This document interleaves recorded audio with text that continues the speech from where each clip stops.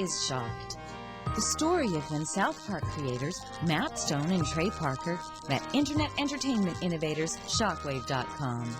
It's a tale about the internet boom, a large pot of money, and a small fluffy dog called Princess. In 1999, Rob Burgess, the head of San Francisco's super successful software designers Macromedia and parent company of online entertainment site Shockwave.com, was hatching his own plans for Matt and Trey. I was personally a big fan of Matt and Trey.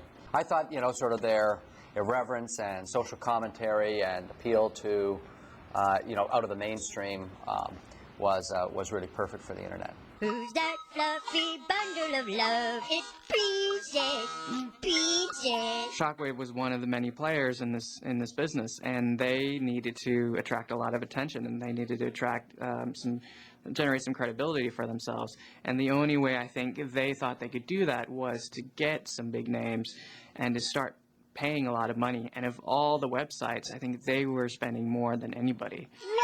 Princess, duck and hide. Shockwave called our lawyers and agents or whatever. It was one of those things where, Shockwave or these companies that were about to, go public and do that would come to the big Hollywood agencies and say, hey, we're about to go public. We need some Hollywood talent to, fill out our press releases with and do all this stuff. In order for the websites to be taken seriously, they had to start paying for talent. And they were paying, from what we reported, $1 million for, certain people to create projects for them. What we reported was $2 million for Matt and Trey. We decided, well, here's what could be really cool about it. We'll do it if we can do whatever we want, because that's what the internet should be about. Ever since Viagra showed up, we've been having little problems like this. Little problems? I have to go downstairs now and tell my son what happened. Oh, God. How am I going to tell him? I understand there's been an accident. Where's the body? Who are you? Oh, well, I'm the body checker guy. You mean the coroner? Yes, I'm the coroner. We didn't actually get to see much of the content until it was pretty well complete. We tried to really push something and push the envelope on television. And when we made the Southpark movie, we said, okay, well, now we're R-rated. We got to push what an R-rated movie is. So we had to even push that. So then you get on the internet, and there really is no envelope, So it was just like we had to take it out to here. I need about 10 minutes alone with the body. All right. We said go. You can do whatever you want. This is a new medium. Go for it. And they went for it.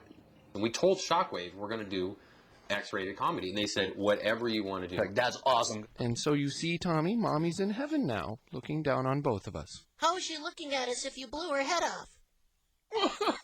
The idea was that there was a whole neighborhood of these little dogs and cats and stuff, and it was all about, like, Princess and Snuggles and Fluffy and Mr. Yes and all these little characters that were all around. But it really wasn't at all about them. It was all about their families that owned them that were all completely, all X-rated comedy. I remember we sent it. We just didn't hear from them for a couple weeks. They're like, hey, did you like the thing? And yeah, that's a hot, dead body. They knew they were in a bind. Because, we had been extremely explicit in, we're going to do the most up thing, and they're like, that's what we want. We love it. We love you guys straight to the top. Like, that was their whole pitch. It was quite difficult to figure out how to actually introduce that to a mainstream audience. They passed on Princess. Not now, Princess! I think she wants us to follow her upstairs to Mommy. Tommy! No!